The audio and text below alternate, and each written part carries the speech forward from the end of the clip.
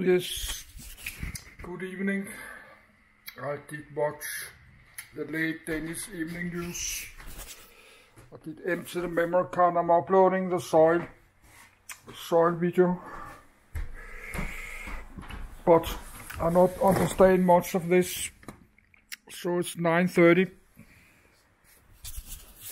But I like to read it.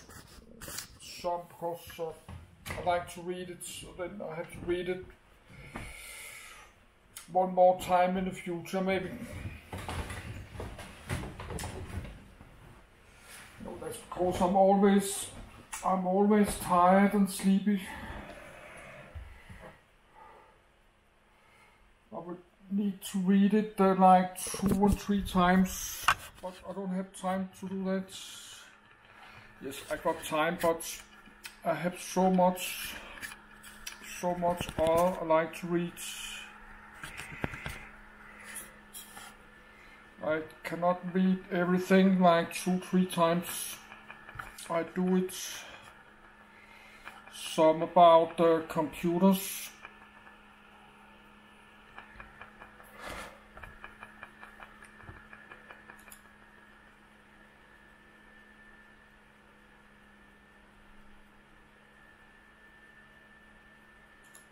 Gram for gram, the capacity of humus to hold nutrients and water is far greater than that of clay minerals. Most of the soil cation exchange capacity arising from charged carboxylic groups on organic matter. 145. However, despite the great capacity of humus to retain water once water-soaked, its high hydrophobicity decreases its wettability. 146. All in all, small amounts of humus may remarkably increase the soil's capacity to promote plant growth. 147, 144. Soil organic matter. The organic material in soil is made up of organic compounds and includes plant, animal and microbial material, both living and dead. A typical soil has a biomass composition of 70% microorganisms, 22% macrofauna, and 8% roots. The living component of an acre of soil may include 900 pound of earthworms, 2,400 pound of fungi, 1,500 pound of bacteria, 133 pound of protozoa and 890 pound of arthropods and algae. 148. A few percent of the soil organic matter, with small residence time, consists of the microbial biomass and metabolites of bacteria, molds, and actinomycetes that work to break down the dead organic matter. 149, 150. Were it not for the action of these microorganisms, the entire carbon dioxide part of the atmosphere would be sequestered as organic matter in the soil. However, in the same time soil microbes contribute to carbon sequestration in the topsoil through the formation of stable humus. 151. In the aim to sequester more carbon in the soil for alleviating the greenhouse effect, it would be more efficient in the long term to stimulate humification than to decrease litter decomposition. 152. The main part of soil organic matter is a complex assemblage of small organic molecules, collectively called humus or humic substances. The use of these terms, which do not rely on a clear chemical classification, has been considered as obsolete. 153. Other studies showed that the classical notion of molecule is not convenient for humus, which escaped most attempts done over 2 centuries to resolve it in unit components, but still is chemically distinct from polysaccharides, lignins and proteins. 154. Most living things in soils, including plants, animals, bacteria, and fungi, are dependent on organic matter for nutrients and /or energy. Soils have organic compounds in varying degrees of decomposition, which rate is dependent on temperature, soil moisture, and aeration. Bacteria and fungi feed on the raw organic matter, which are fed upon by protozoa, which in turn are fed upon by nematodes, annelids and arthropods themselves able to consume and transform raw or humified organic matter. This has been called the soil food web, through which all organic matter is processed as in a digestive system. 155.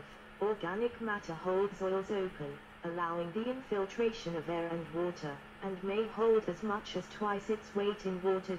Many soils, including desert and rocky gravel soils, have little or no organic matter. Soils that are all organic matter, such as peat, histosols, are infertile. 156. In its earliest stage of decomposition, the original organic material is often called raw organic matter. The final stage of decomposition is called humus. In grassland, much of the organic matter added to the soil is from the deep, fibrous, grass root systems. By contrast, tree leaves falling on the forest floor are the principal source of soil organic matter in the forest. Another difference is the frequent occurrence in the grasslands of fires that destroy large amounts of ground material but stimulate even greater contributions from roots. Also, the much greater acidity under any forests inhibits the action of certain soil organisms that otherwise would mix much of the surface litter into the mineral soil. As a result, the soils under grasslands generally develop a thicker horizon with a deeper distribution of organic matter than in comparable soils under forests, which characteristically store most of their organic matter in the forest floor, horizon, and thinner horizon. 157. Humus. Humus refers to organic matter that has been decomposed by soil microflora and fauna to the point where it is resistant to further breakdown. Humus usually constitutes only 5% of the soil or less by volume, but it is an essential source of nutrients and adds important textural qualities crucial to soil health and plant growth. 158. Humus also feeds arthropods, termites and earthworms, which further improve the soil. 159. The end product, humus, is suspended in colloidal form in the soil solution and forms a weak acid that can silicate minerals by chelating their iron and aluminum atoms. 160. Humus has a high cation and anion exchange capacity that on a dry weight basis is many times greater than that of clay colloids. It also acts as a buffer, like clay, against changes in pH and soil moisture. 161. Humic acids and fulvic acids, which begin as raw organic matter, are important constituents of humus. After the death of plants, animals, and microbes begin to feed on the residues through the production of extracellular soil enzymes, resulting finally in the formation of humus.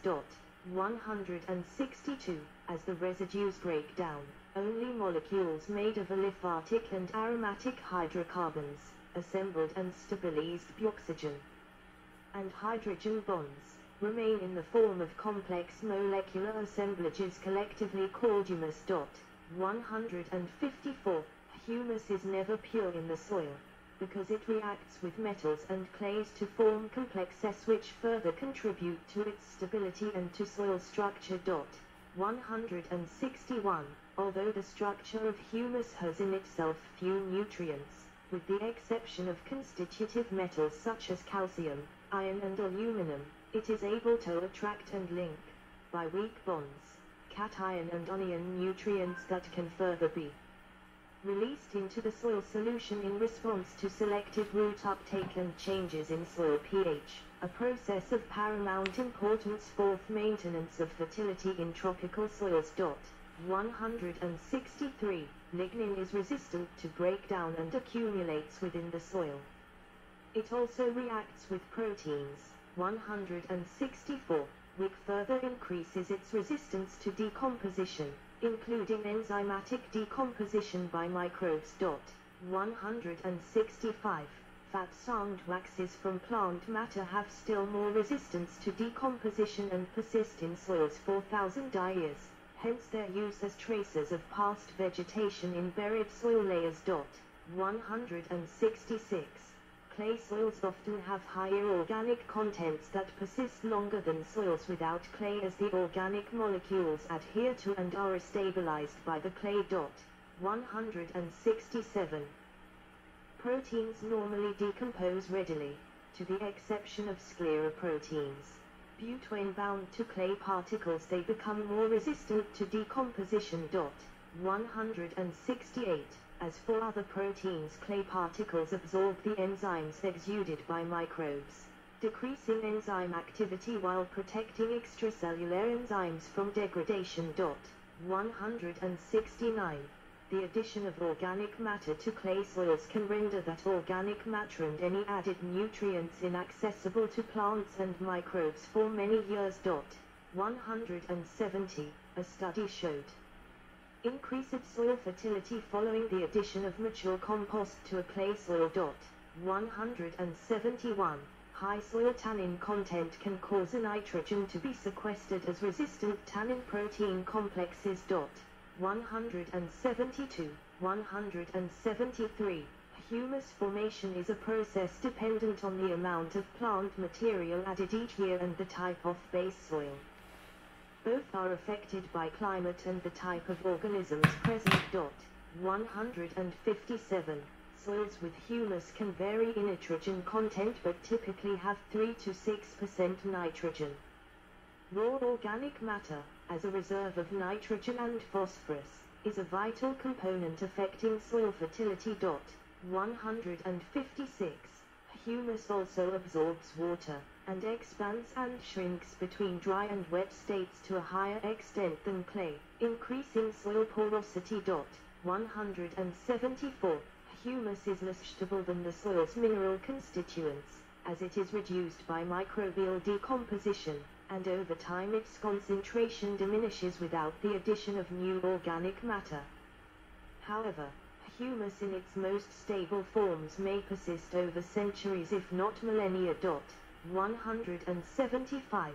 Charcoal is a source of highly stable humus, called black carbon. 176, which had been used traditionally to improve the fertility of nutrient-poor tropical soils. This very ancient practice, as ascertained in the genesis of Amazonian dark earths, has been renewed and became popular under the name of biochar.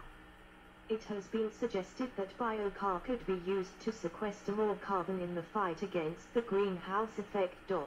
177. Climatological influence. The production, accumulation and degradation of organic matter are greatly dependent on climate.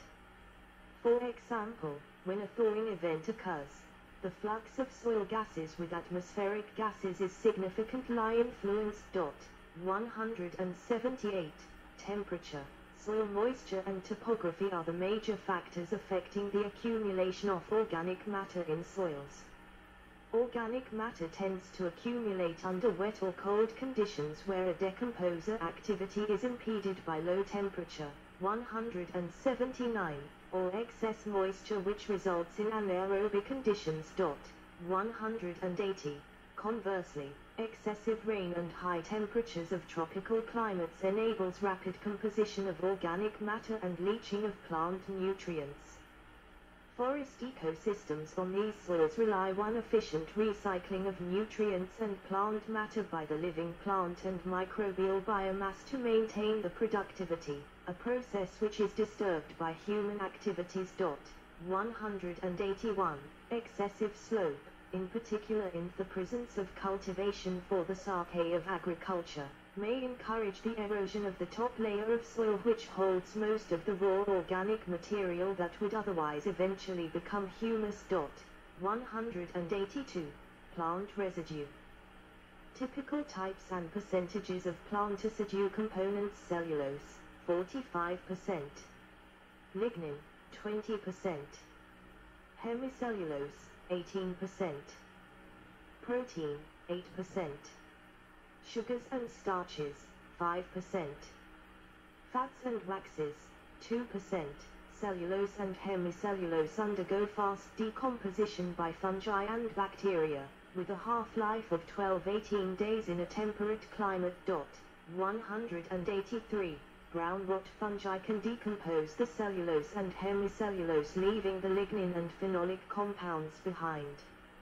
Starch, which is an energy storage system for plants, undergoes fast decomposition by bacteria and fungi. Lignin consists of polymers composed of 500 to 600 units with a highly branched, amorphous structure, linked to cellulose, hemicellulose and pectin in plant cell walls. Lignin undergoes